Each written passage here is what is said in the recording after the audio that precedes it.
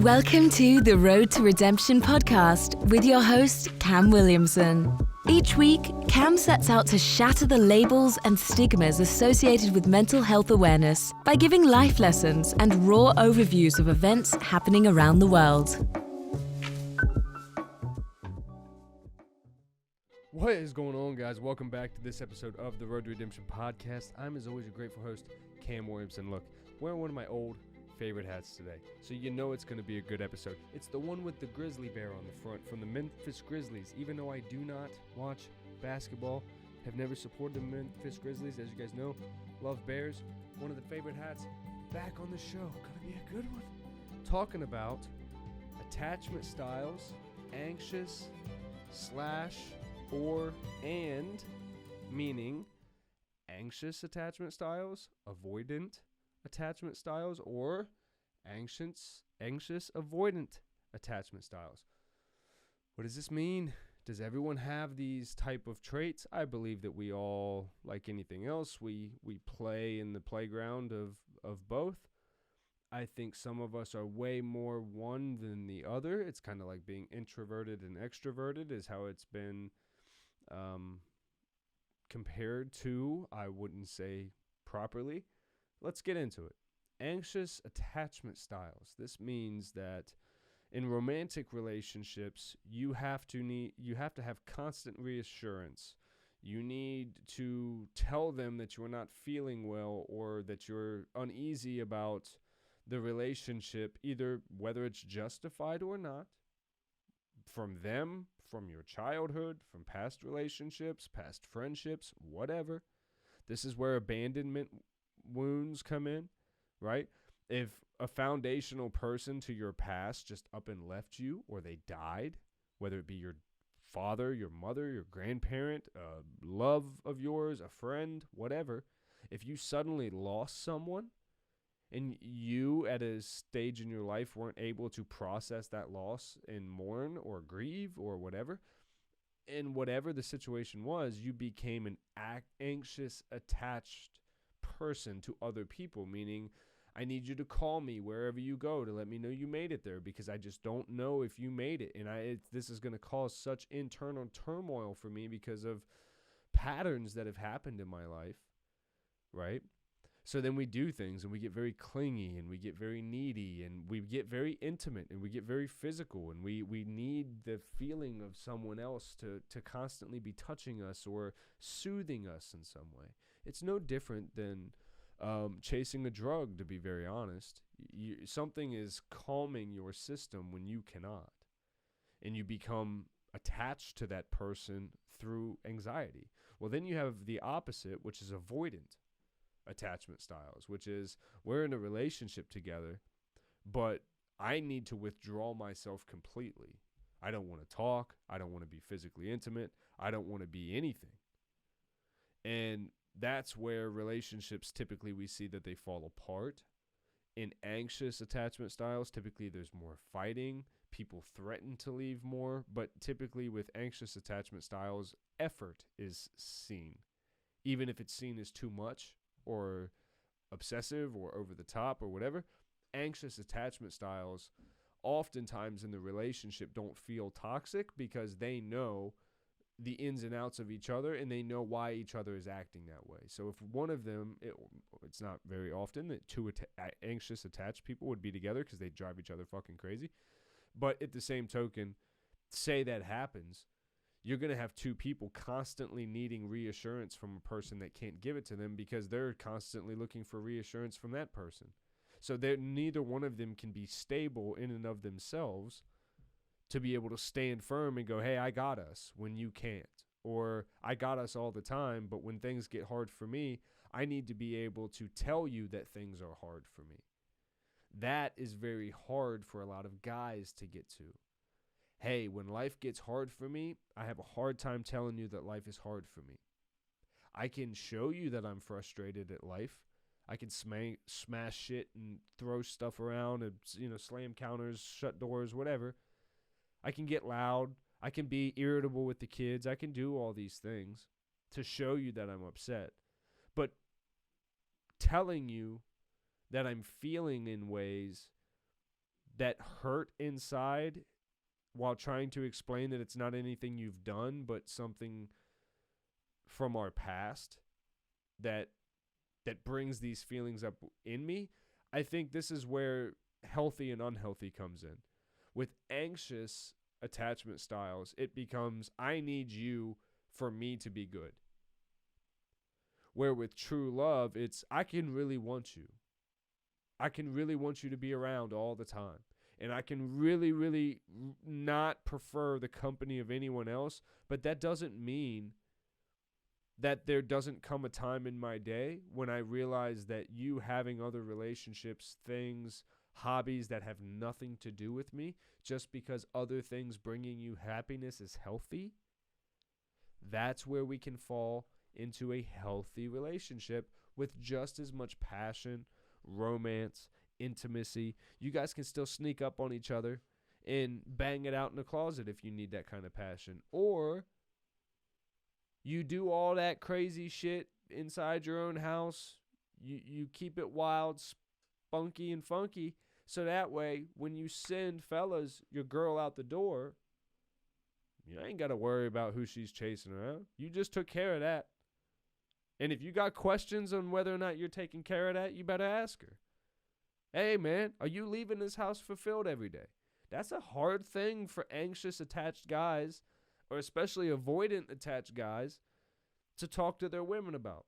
Hey, man, when we just put it down in there, how'd that go for you? Don't give me this bullshit about whatever, and you don't got to fake nothing with me. Tell me what's up. You know how many relationships that would fucking save if dudes just had the balls to be like, I didn't feel like you were really into that one. What's up? But they don't. And then they run. And with them running because of one intimate moment that might have whatever, you can turn around and go, well, me and this person just don't work. It's like, well, you didn't talk about nothing. You didn't try anything. You had one misunderstanding, whether it be communication, sexually, they didn't like something that really means a lot to you, and you can sit there and go, wow, I thought everything was perfect, but now look at us. Well, let me just walk over here and just completely disengage with all that. Well, here's the problem. At some point, you have a right to do that. You never have a right to anxiously attach yourself to a person. That's just not good for either one of you. It's a leech that's going to suck both of you dry. Where at least in the avoidant type style, that's unhealthy too, especially if you're playing manipulative games where you're playing the quiet game, giving people the silent treatment, not responding back to messages just because you're trying to get in their head or make them believe that you're upset or something like that. But also understand those are games that people get put through. They are. So in life, when you see a lot of guys especially shut the fuck down, that's because either they've had relationships in their past where people will just badger them and badger them and badger them and badger them until they go, fucking all right. Okay.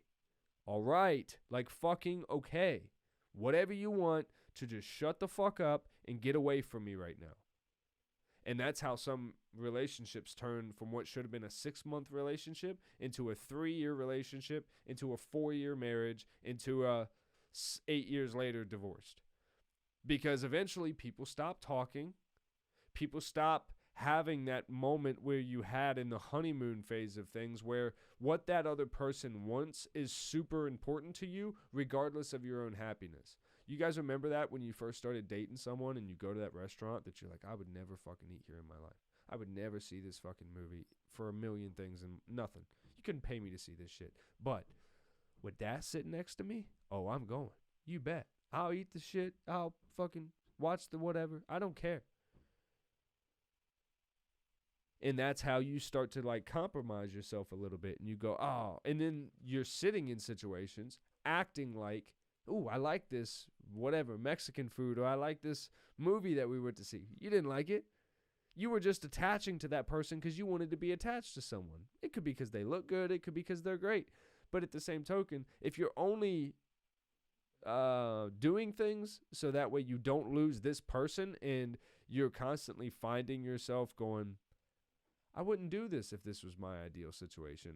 And again, you're not always going to do what's great for you, but I have always believed when you're truly in a healthy relationship, the things you don't want to do become very much exciting to do when you watch how much the person you love enjoys them.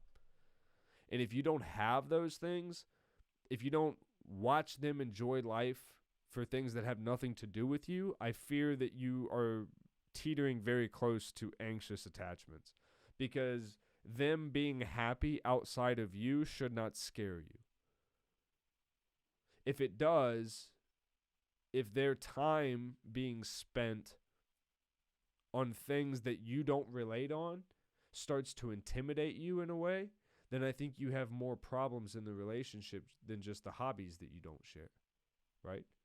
Because I don't know if you all can relate to this. I am both an avoidant and an anxious, which means I'll give you every bit of me. Used to give you every bit of me, and I'll do it because I don't want to lose you. I don't want to lose you for anything. And I'll make sure that I make you feel as special, or I'll give you all the space. I'll be whatever you want me to be. But what happens is there comes a time when they're so comfortable being who they are, and then you sit back and go, but I'm not being me, and I'm not speaking up for myself, and I'm not doing these things. And they go, well, I didn't think anything was wrong. You were just making me happy, and I was just letting you make me happy. So I don't really get what's going on here. And one day you just wake up and you go, fuck, man. I've been avoiding myself while attaching to that person because my anxiety tells me that I can't be alone, because if I'm alone, I'm not safe. I'm going to die, or something bad is going to happen to me if I'm not with companion of some sort. And it's just not true. So then once you realize those things, if you're like me, you hermit, where I'll go months, years, where I'll shut down. I don't want to talk to nobody. I don't want to be around people. And for the first time in my life, like, I'm not interested in being in like a romantic thing. I'm legitimately just trying to figure out, like, why do I have all these different issues that I have? Like, a lot of them are things that I know about my life, but I had never really put two and two together. Like, you get an anxious attachment style from having things like a dad that's not around consistently, and having caregivers that have temper problems and will flip out at any moment and make you feel like you might have to run and hide, or that you might have to overlove them so that way the hell doesn't come raining back on you. Or that you may have to lie and hide truths and do things like this to keep people's love. Well, those aren't healthy ways to think about love. So if you come up thinking that you're willing to do anything, including lie, cheat, and steal, and do whatever to be in love with somebody, that's great and all. If it's another person who's standing there going, I'm willing to do those same things with our best interest in mind, not I'm willing to watch us both fall to the lowest pits of ourselves, or watch ourselves crumble and deteriorate because we made promises years ago that we would never leave each other. Well, that's not fair to anybody. That's okay. Yes, you're honoring a promise, but at some point you got to realize people make promises that they didn't understand the severity of. And you have to be mature enough to stand in that and go, hey, man, we promised we would never leave each other while we were in the hardest spaces of our life. And we stood by each other for that. And we're not in that place anymore. So we don't owe each other anything. That's the healthiest thing you can do sometimes. But nobody does that. Most people don't have the stones inside of them to stand there and go, yo, it's been fucking real, dog. What we have, nothing bad about it. But when we're getting to where we have to avoid each other, or we have to suffocate each other to feel this intense type of love, whether it's you're making me chase you, you're not making me chase you, and you're just completely love bombing me, these extreme sides of love that we attach ourselves to, you have to ask, like, if this person had to go do them for years, would you still love them? Would you still have that infatuation for them? Or if they didn't choose you, and they chose that their happiness was somewhere else? Do you love them enough to go, I love you to the point where I need you to be that, even if it ain't got nothing to do with me? And then you have to pass life up to the divine and go, I don't know what life's trying to do right now. I have no idea. But I know that if I'm living inside of myself and I'm trying to treat people well and I'm trying not to attach to people based off traumas, well, then nothing I can do is wrong because I'm not hurting anyone. I'm being honest, right? That doesn't mean people's feelings won't be hurt. But at the same token, I'm not giving people false hope, and I'm not lying to people, and I'm not furthering promises that I know I can't keep. And I'm not avoiding people. I'm not abandoning people. I'm not doing these things anymore. That's how we grow. That's what the road to redemption is. That's what I'm here for, man, is because I go through all this shit. You open a mental health book, man, your boy goes through it, dog. I mean, again, there are diagnoses I don't have. I can't relate to schizophrenia and a lot of other shit. But there are so many aspects of life, mental health wise, that like just make sense to me even when I haven't gone through them myself. But I hear people talk or I watch people in life and I'm like, we all suffer from these things. We all hurt for the same reasons a lot of the time. And it's just because we don't talk about it. And that's what we do here. We talk about it. So if you like this, thumbs up the video, subscribe. Let me know what you think. Write me a comment. Get the book on Amazon. Please go check it out. Go to Amazon.com. Type in The Road to Redemption. You'll see a pretty pink book pop up. Can't believe I still don't have one in here. They're in my car because I was traveling, so I was handing out books and signing books and kissing babies and shit. So, you know, author life, baby. We'll see you guys in the next one. I love you.